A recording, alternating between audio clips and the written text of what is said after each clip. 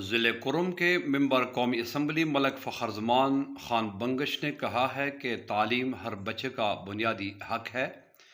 اس لیے وزیر اعظم عمران خان نے ملک کی تعمیر، ترقی و خوشحالی میں تعلیم ہی کو اپنے ویژن تعلیم سب کے لیے میں سرفہرست رکھا ہے۔ ان کے ویژن کے مطابق پاکستانی قوم کے ہر بچے کو ان کے گھر کے دہلیز پر تعلیمی سہولیات میسر ہوں۔ یہی وجہ ہے کہ تعلیم کے حصول میں عدم مساوات کے خاتمے کے لیے ملک بھر میں یکساں تعلیمی نصاب کو رائج کرنے کے لیے مستقل بنیادوں پر کام شروع کر دیا ہے۔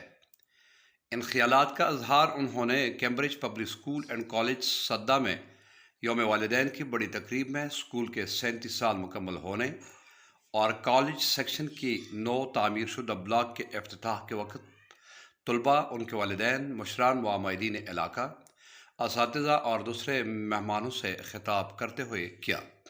انہوں نے کہا کہ کسی بھی قوم کی ترقی کا پہلا زینہ اور سرمایہ طلباء اور ان کی تعلیم و تربیت ہے، اور میں اس کے لیے آخری حد تک جا کر اپنے تمام تر توانائیاں بروئے کار لاؤں گا۔ اس موقع پر ایڈیشنل ڈپٹی کمشنر نعیم تورو اور پرنسپل نے بھی خطاب کیا۔ اسکول کے طلباء نے طنز و مزاح پر مشتمل رنگا رنگ پروگرام، جس میں انگریزی، اردو تقاریر، ملی نغمے، ٹیبلو اور خوبصورت پی ٹی شو پیش کر کے تقریب کے رنگ کو دوبالا کر دیا۔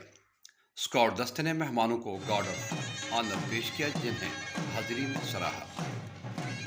MNA ملک فخر زمان بچوں اور مقامی عاملین سے گل مل گئے اور میڈیا کے ساتھ خصوصی بات چیت میں قبائلی اضلاع کرم اور اورکزئی میں قبائل کے مابین باہمی تنازعات کے خاتمے کے لیے ADR کمیٹی کی تشکیل پر وزیر اعلیٰ محمود خان کو خراج تحسین پیش کیا۔ تاہم کمیٹی ممبران کی تعداد 50 کے بجائے 150 تک بڑھانے پر زور دیا۔